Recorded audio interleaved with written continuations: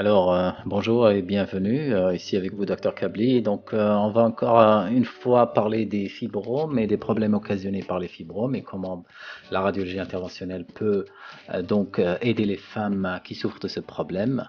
On a vu dans les vidéos précédentes que les fibromes peuvent occasionner différents types de symptômes selon leur localisation. Ça peut aller de saignement abondant, de stérilité, de douleur, etc. Donc notre but à nous, c'est d'éviter le couteau. Alors les gynécos, si vous voulez, vous gardez vos couteaux pour là où on en a vraiment besoin, mais pour les fibromes, on va essayer de traiter de façon plus gentille. Moi, ce que je lis dans la propagande un petit peu contre l'embolisation, c'est que ça occasionne des douleurs terribles, etc. pour les femmes. Bon, c'est vrai qu'il y a des douleurs post-embolisation, ça dure 2 ou 3 jours, donc c'est parfaitement contrôlé avec les médicaments. Ce que je veux vous parler, c'est de la nouvelle technique dite du blocage du nerf hypogastrique. Alors, le nerf hypogastrique, c'est ce petit nerf qui va contrôler donc la sensibilité du pelvis. Nous, durant la procédure d'embolisation, on va faire une anesthésie locale de ce nerf hypogastrique. Durant la procédure, avec cette toute petite aiguille fine que vous voyez sur la photo, un anesthésique qui a une durée d'action plus prolongée, et donc ça rend la procédure très très bien tolérée par les femmes, et parfois même elles ne sentent pas de douleur. Alors donc je vais présenter un petit peu des cas réels, et ici on voit le cas d'une jeune femme de 42 ans qui avait multiples fibromes depuis 5 ans. Elle a toujours refusé la chirurgie, elle ne voulait pas la chirurgie. Et là, on voit sur l'IRM, sur les flèches, je vous montre tous ces fibromes qui déforment l'utérus, qui sont de différentes couleurs. Vous voyez, certains sont plus sombres à l'IRM, ils occupent toute la paroi de l'utérus et lui causaient d'énormes symptômes, des saignements. Ils rendaient vraiment la vie misérable. Elle avait des douleurs, elle ne pouvait pas enfanter. On lui a proposé l'embolisation, et chez cette jeune femme, on a fait également la technique dite de blocage du nerf hypogastrique qui a rendu vraiment la procédure très très bien tolérée. Elle a été bien confortable après, dans la période post-opératoire après l'embolisation. Donc ici, je vous montre l'IRM qui montre sur les coupes axiales multiples fibromes.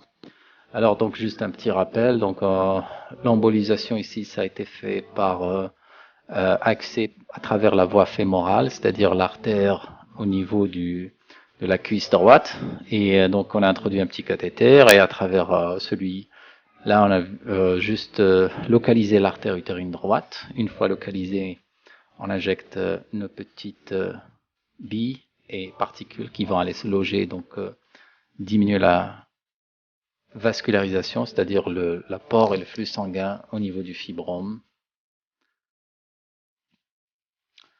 Et l'embolisation est réalisée jusqu'à la stase. Ensuite, l'attention est portée envers l'artère utérine gauche, et donc le cathétérisme s'est fait sans souci, et l'embolisation a été réalisée jusqu'à ce qu'il n'y ait plus de sang qui arrive au fibrome.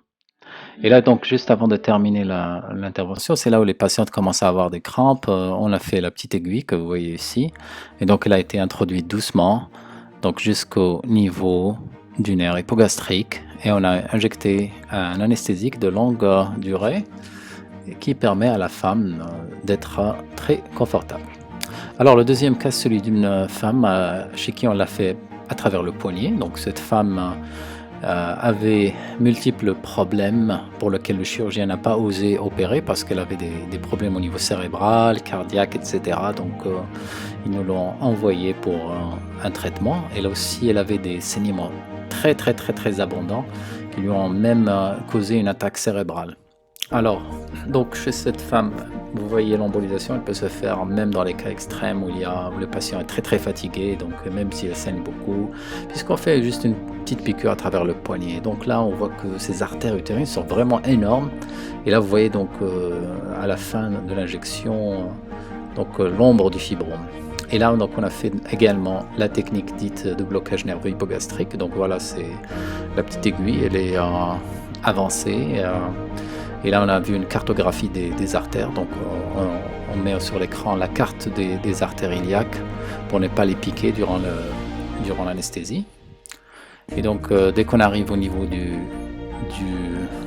nerf, on injecte cette anesthésique locale qui va rendre l'utérus un petit peu anesthésié durant l'embolisation et qui fait que donc la femme va être très tranquille et qu'elle ne va pas avoir ces douleurs incroyables. Et en plus de ça, on leur donne, lorsqu'elles vont dans leur chambre, une seringue autopousseuse qui s'appelle en anglais la PCA pump, et à travers laquelle la femme contrôle elle-même la quantité de médicaments antidouleurs qu'elle veut. Et là, donc, on voit la grosse artère utérine droite que l'on va cathétériser avec nos techniques de radiologie interventionnelle à travers un microcathéter qui va être acheminé le plus proche possible et le plus sélectif possible du fibrome. Comme ça, on évite donc les artères qui vont au col de l'utérus, ainsi que les artères vaginales et ovariennes, et bien sûr les artères de la vessie.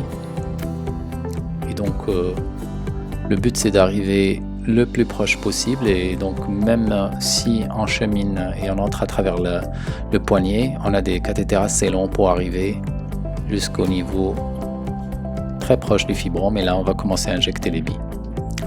Après, vous voyez donc le sang va commencer à se tarir, et après l'embolisation avec les particules calibrées, tout doucement, il y aura moins et moins de sang qui va arriver au fibrome, et donc ça va régler le problème de l'hémorragie chez cette femme qui, je vous rappelle, avait tellement de problèmes qu'elle n'était plus candidate à la chirurgie parce que le chirurgien pensait qu'elle était à haut risque de complications.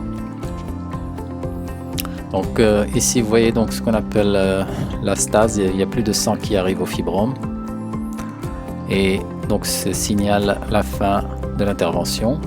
Et là on passe à l'autre côté, à travers la voie radiale, on va descendre, vous voyez, très doucement, très vite, et on repère l'artère utérine gauche, grosse artère encore, à travers laquelle on va passer des micro-guides et des micro-cathéters pour arriver très sélectivement au niveau de l'artère utérine gauche, et la même procédure va être répétée avec succès. Donc juste après la procédure, donc la femme était très à l'aise grâce à l'anesthésie hypogastrique et bien sûr la sédation, et le traitement a marché très bien chez elle. Donc voilà, l'embolisation c'est une technique qui est efficace, qui a fait sa preuve, et pour les femmes qui ont peur des douleurs, maintenant la radiologie